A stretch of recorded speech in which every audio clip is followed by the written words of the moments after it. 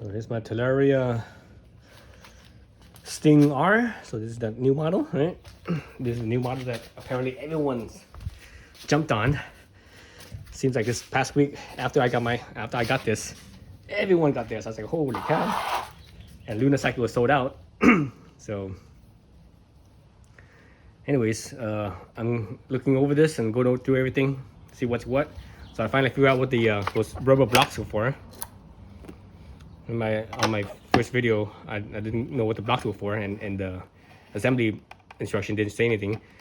But I was looking at in here, and I remember previous videos on the Talaria that people have mentioned that the battery rattled. I'm like, oh, it's probably for the battery. Then I was looking at it and see what's what. And I was looking at this block right here. Then I saw that step. That's right here, the step. I was like, oh, well, why would they make a step there for? Then I saw this and I'm like, oh, wait a minute. I'll put the block here, and I'm like, oh, it was a perfect fit. So I looked at it, I'm like, oh. I shut it down, and like, oh, look at that. It's like a perfect fit. So that's how I figured it out. Then the other block was right here. You know, it's a wedge shape. I looked around, and I was trying to see what was the wedge shape. At first I was like, oh, maybe it was like you put it up on this plate right here, right in front of the circuit breaker was. But I looked at it, I'm like, nope, it's not a wedge shape. It's parallel with the battery. Then right here, I'm like, oh, look at that. Look at this spacer here. It was a shape of a wedge. Then this thing, then I just kind of slipped the block in. I'm like, oh, it's like a perfect fit. So that's where they go, right? So let's look at the fit and finish of this bike. So overall, for the most part, everything is surprisingly nice for what it is. You know, for a Chinese brand bike, and made in China, it's really nice. I'm like, wow, I'm impressed. Everything is like, you know, all the fit and finish on everything is nice. You know, looking at the brakes here and everything. You know, because for the most part, you know, most of the stuff is like, it's not really motorcycle parts. It's mountain bike parts. It's like downhill mountain bike parts. Like the brakes, these brakes are like downhill brakes, mountain bike brakes. Even the brake levers here and everything. Looking at it and the size of everything, I'm like, oh yeah, these are like straight up. And the fork too, the suspension fork, that's like straight up a downhill mountain bike fork right there, you know, or at least the size of it. The size of it is like a downhill mountain bike fork. Maybe you could probably fit that on like a little mini motocross bike, like a what is it, a 80 or something like that. Maybe it might be the same size on an 80cc two-stroke, possibly, or maybe 125 four-stroke. Anyways, yeah, so everything here on here is pretty much more or less, it's like, you know, even the rear shock too, that's like a downhill, you know, looking at the size of it and everything, that's like a downhill, that's a downhill size shock, you know, downhill mountain bike size shock. You know, obviously there's a few hints here and there that has that motorcycle look and design to it, like, you know, like the slider on the dropouts, you know, that's like a motorcycle design right there. So there's a slider on the Talaria. There's one on my Zero, right? Pretty much more or less the same design, right? You know, a few hints here and there, but it's just everything's just miniaturized. So actually, I have my calipers here for my scooter. So this is from my Honda SH150. It's also the same brakes that's used on the Elite 110. Same exact brakes, same exact part numbers. And this is the front. The front brakes. The diameter on the rotor is, I believe, 240. So this rotor is 220. So it's only 20 millimeters diameter difference. So that means it's only, right? It's basically 10 millimeters bigger in radius. So if I were going out from this edge here, it would probably be about that much more. That's 10 millimeters on each side. You know, so on this side, on the other side over here, so that would be 20 millimeters more, meaning 240. Or this one is 220. And look how much more massive this is. Look at that. See, this thing looks puny compared to this. Oh, actually, I didn't even notice this. The two sizes are different. So spinning, this thing is spinning counterclockwise. So it first hits the smaller diameter one first, then the bigger diameter one. That's interesting. So anyway, so look at this. Compare the two, right? Compare the two. Look at that. This is massive compared to that, right? But you know that the scooter, that my SH150 weighs 300 pounds, so it's double the weight of this thing does. But also, if I look at my old Elite 110, my old Elite 110 was about 200 and was it 240 or 250? I think it was 240, maybe 250. So basically about 100 pounds more than this bike, and that's how much more massive the brakes is, you know, in comparison. And obviously the front brake is the same as the rear. So actually, let's look at it real fast. So there's the front brake. Yeah, it's the same as the rear, with the smaller piston on the leading edge, and the bigger piston on the trailing edge. But yeah, it's a big, massive difference between the two. So anyways, so get back to the fit and finish of this. So yeah, so looking over everything and, you know, fiddling around with this and that, everything it's surprisingly really nice. Even the welds look nice too. I'm just looking at the welds and I'm like, oh, those are nice welds. I was expecting shittier welds, but those are nice welds. I mean, but you know, it's not perfect. There's a few things here and there, fit and finish wise, that's not perfect. That needs to be adjusted. And actually, one thing that can't be adjusted is, you know, it is what it is. Is this cover? This cover is probably the chintziest. This cover here is probably the chintziest, stinkiest thing on this whole bike. It's like this is the cheapest part right here. It's just so flimsy, and it's just like this cover is not befitting this bike. It's like a lower end, you know, lower grade sort of. As far as, like, you know, fit and finish of this bike goes, as far as quality wise, if I compare it to like mountain bike stuff, I would say this, you know, like looking at the componentry and stuff, I would say this, you know, like the brakes and things like that, just looking at the fit and finish of it, I would say this comparing to a mountain bike, it would be like a mid-grade level components. You know, like for example, like the brakes and such will be like equivalent to like a Shimano LX. Well, I guess they don't call it LX anymore. I think they call it SLX. But anyways, it would be equivalent to that.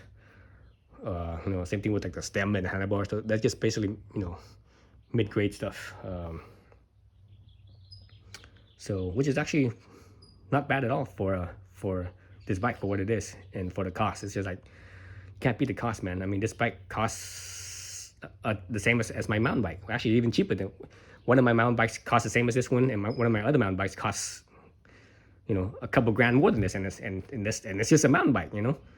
It's like, what the hell? Mountain bikes nowadays are so damn expensive. This is, you know, so this is pretty cheap, you know, relatively speaking.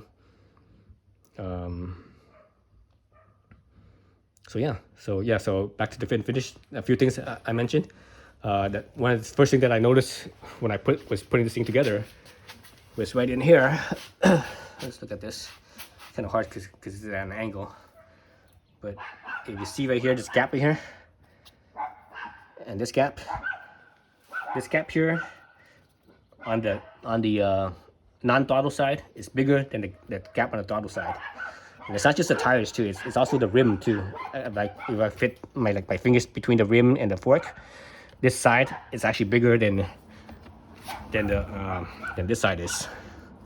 So it's bigger by quite a few millimeters too. It's like I probably have to redish this thing, redish this wheel.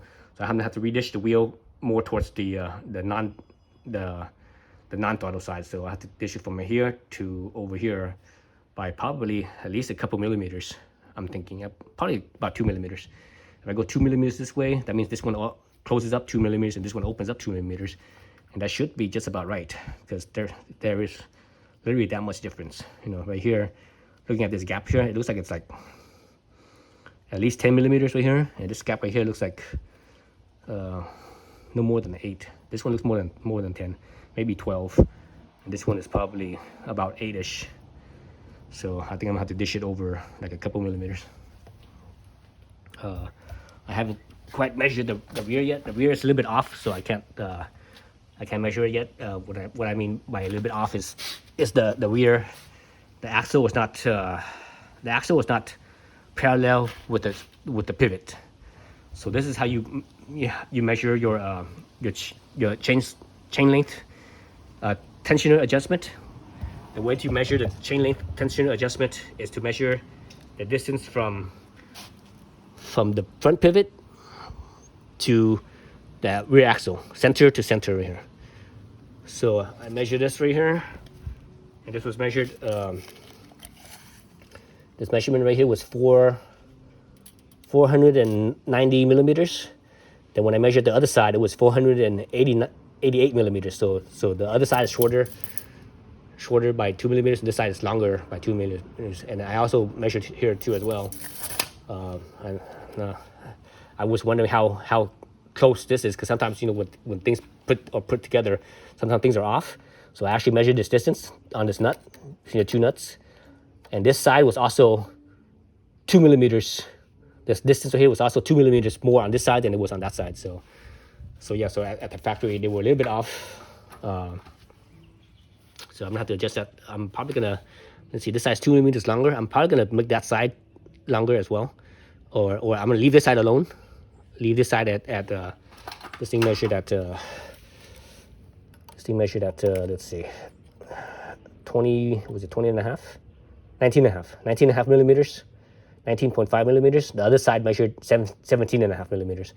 So I'm gonna make the other one longer, and the reason why I'm gonna do that is because of how this pivot works compared to, say, a motorcycle. I have my motorcycles right next to this bike, so I gotta get pointed out real quick. But before I do that, let's look at, you know, where this thing pivots.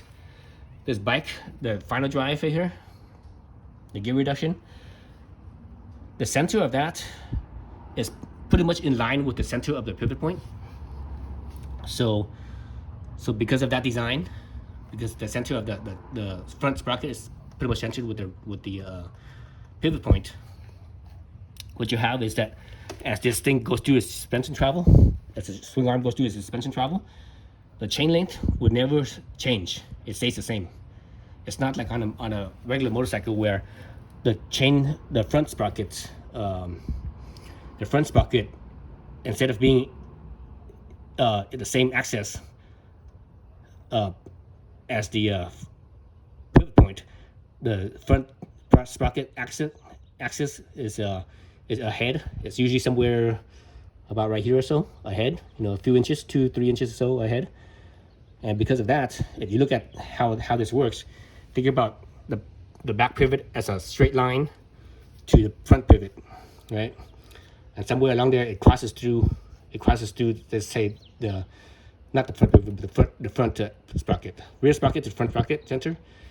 And that line somewhere it crosses through the center here. As it goes through, and depending on where that sprocket is, as the suspension travel goes through, that line, that distance, it stays that distance stays the same, but it doesn't cross through the center line anymore. It's like, oh, up this way or up that way. When that happens, your swing arm actually, the distance of your swing arm, because it's not on the center of the front sprocket, that makes that point between the rear sprocket here and where, if the front sprocket was up here, that will actually cause that distance to actually change, because it's pivoting from here. It's not from here. So on a dirt bike that has really high travel, 12 inches of travel, when it's fully extended, this distance is actually shorter. So the chain line, if it's away from the pivot right here, it's actually shorter. Then when that line goes through, that imaginary line that you point from the center here to the center here, when that line goes through the pivot here, that's the longest length that distance will ever be. Once it once it's the further away it is from that point, the shorter this distance is. So that's why you have to pick it up with the slack on the chain. And right here, and you see how much slack this is. This is a lot. This is, let me see, the top of here to the top down here. That's over an inch. That's like an inch and a quarter at least, maybe an inch and a half. So that's plenty of slack. So I'm gonna stretch this side out to add 2 more millimeters right here, and it should be even. Everything should be, should line up. So actually, let's look at what I just mentioned, the motorcycle. Right? Let's turn this around real quick and look at my zero right here. So here the zero. Well, actually, the zero is the same. The zero has the same design as the Talaria, where the pivot point, which is right here, the pivot point right here, and the center of the sprocket, the front sprocket, is in line. So this one has this bike has no it has no like slack. It doesn't need to. It's just fixed. Whenever the chain tension is, it's just fixed. It's not like a dirt bike where that's different. Actually, I have my dirt bike right here, right there. Let's look at this real quick. I mean, I'm on the wrong side, but this is the side I have access to. Yeah, you really can't see anything. It's too buried in there. But anyways, you can kind of see where the chain is right there. So here's the pivot point right here. So the chain, you see that if you run a straight line through from here to the other side, you see that just in front of where the swing arm gets past the spring, that's where the pivot point is. So then the chain passes beyond that. So that's the reason why bikes, especially dirt bikes, because they have so much travel, they need a lot of chain slack. So yeah, so it's a little bit different. So I need to do that. Then once I adjust the chain tension properly to the way they're even, then from there I could measure my dish on this back wheel, see if it's dished properly. So I'm just gonna measure from the rim, pick an edge, neither the inside edge here, the inside diameter or the outside diameter right here, whatever, of the rim, to the swing arm. And I think the swing arm, as far as just eyeballing it, just looking it straight down like so, as far as I could tell, the swing arm is symmetrical. So that's a good thing for measuring wise, because if it's asymmetrical, man, it'll be almost impossible to dish wise on the bike. You have to take the wheel off and put it on and use a dishing tool to check the dish. But yeah, so far those are the only fit and finish things that I've seen. That's that could have been better, but I'm pretty sure. I know I shouldn't say I'm pretty sure. I know these wheels are dished by a machine and not by hand. That's how bicycles are too. Like production bicycles and even motorcycles. All the wheels are all dished by machine, and machine dishing. Not just dish, but they're built by a machine, and a machine built wheel. Even this day and age, a machine built wheel is not as the quality.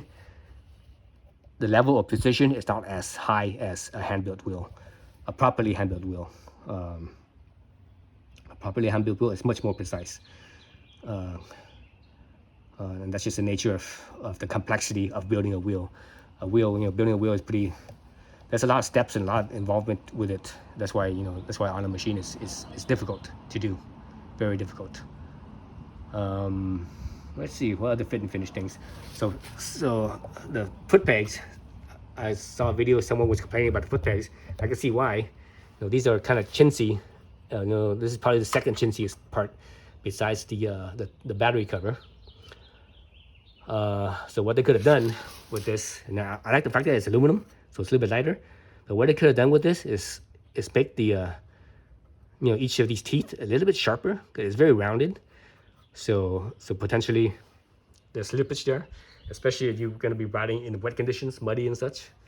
If it's dry, it's probably be okay if it's dry, but if it's wet, I could see this causing some slippage. Other thing about this is that this could be a little bit bigger too. It could be out a little bit further, and it could be a little bit wider here as well.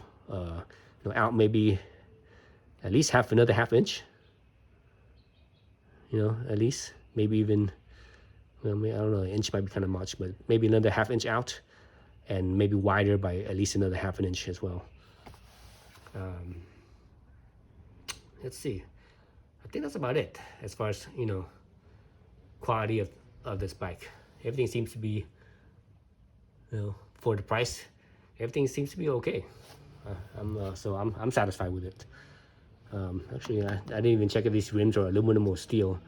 Eyeballing it, just looking at it, they look, no, I think they're steel, because the way that this is stamped right here, these nipple holes are stamped, so I think they're steel.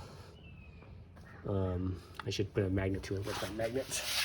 Let me grab that magnet real fast. Let's see, that's a magnet. Let's see, it's steel or this aluminum? Oh, it's aluminum. Oh, wait a minute, wrong side. Wrong side. Oh yeah, it is aluminum. Yeah, so I was right. So when I was looking at it, I was like, oh, they look like aluminum wheels. So yeah, oh, that's good. Nice and lighter. Aluminum wheels are a good thing, and obviously the spokes are steel. You can see it stick. And the hub is aluminum. So yeah, so not bad at all. Nope, no sticking. So yeah. Actually, let's look at the nipples. Are the nipples steel? Yeah, it looks like it. Yeah, the nipples are steel. I was thinking they were brass, but I think they're steel. It's kind of hard to tell because the steel spoke is underneath that. So it might be sticking because of the steel spoke, but it feels strong though. It feels just as strong here as it does here. Well, actually, no, it doesn't. This feels stronger than it does here. So it might be a brass nipple, but I'm thinking it's a steel. But anyways, yeah. So that's the finish of this bike. Again, I'm not gonna do much to it. I haven't cut my my little wire, the de-restricting wire underneath where the horn is. Right? You take out the horn cover and you get access to that wire to cut it to de-restrict it. I'm not gonna cut that where I'm gonna do where I am. I guess I am technically I'm gonna cut it. What I'm gonna do is I'm gonna cut it and run a switch to it. I'm gonna put a switch up, and either put a switch right here or right here, so that way I can switch it on and off when I want to, you know, run it as restricted or unrestricted. You know, for the most part, I care more about range than I do about actual power or speed. Especially, you know, especially riding in dirt, you really don't ride that fast in dirt, right? You know, 28 miles an hour is more than fast enough in dirt for this bike, for what it is. And for street, I don't care about the street performance, because, you know, why would I care about street performance on this bike when I have my zero? You know, this right here is 7 horsepower. That is 70 horsepower. You know, there's no comparison. It's like, you know, why would I care about street power, street performance? No big deal there. You know, I get this bike so I could ride some dirt trails and such. Do some exploring here and there. And I could also do it on my trail bike. Right, I have my trail bike. You follow my channel at all, you know I have a trail bike. There's my trail bike, my Trail 125. So theoretically, I don't necessarily need this bike, but, you know, I wanted one. How the fact that it's, you know, that it's silent. It's pretty light and it's silent. Those are the things that I like about it. That's kind of the reason why I like my Zero. It's like so quiet. All you hear is the wind and the road noise on the tires on the road.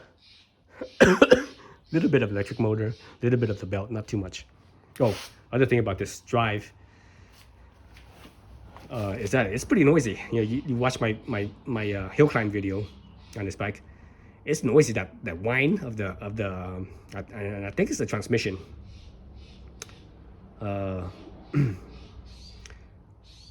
I don't think it's necessarily the motor, but the thing is, that whine is when I'm on power, when I'm on throttle on the accelerator, that's when the noise is. When when I was going downhill and I was off the throttle, it got pretty quiet. I mean, you could still hear the mechanicals, the gearbox and everything, or the gear reduction, but it's still noisy, but not anywhere near as noisy as when you're on power. When you're on power, man, it was like really noisy. It's like, what the heck? I was expecting to be a lot quieter compared to my zero. My zero, this thing noise-wise, this here, that is like practically silent, and this one is pretty noisy. And again, it's that drive, something in the drive, and also a chain drive. A chain drive is noisier too than a belt drive. That has a belt drive, so belt drive is a lot quieter. So that's one thing I would like to think. This thing was quieter. Now making all that noise, and I think most of it is in the final drive. I think that final drive is probably depending on what type of gear it is. Some gears are noisier than others. No, like if it's just a straight spur gear, or if it's a bevel, or if it's like a bevel gear, or high point gear, or whatever, all types of different gears. And I think this is probably just a regular spur gear, maybe some type of pinion or something like that. I don't see why it would be so damn noisy, but that's the thing, is the gears, the teeth, how the teeth engage each other, the geometry of the teeth. That does make it noisier or quieter. So that's probably the biggest riding complaint I have, riding this bike, is that noise. It's noisy. I want it to be more silent than that. But anyways, yeah, so that's it. I think this video is getting a bit long-winded. Yeah, thanks for watching.